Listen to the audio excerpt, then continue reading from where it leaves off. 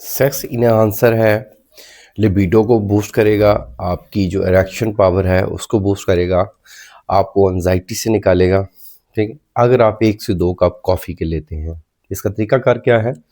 सो morning में जब आप उठते हैं तो नाश्ते में 1 कप लें और 1 असर के टाइम लें। असर के बाद हरगिज़ ना लें, क्योंकि अगर आप असर के बाद लेंगे तो नींद का मसला हो सकता है।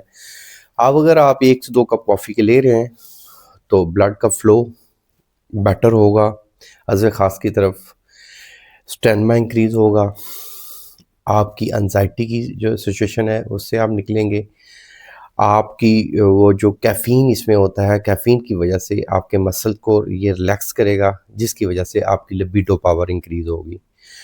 तो आप ये अमल करते हैं, 1 से 2 कप यूज़ करते हैं। अगर आपको इससे इंसोम्निया का मर्ज़ आ रहा है, यानी कि बेख्वाबी आ रही है, नींद नहीं आ रही है, तो फिर फ़ौरन इसको स्किप कर दें। फिर इसका एक प्रॉपर ट्रीटमेंट लें।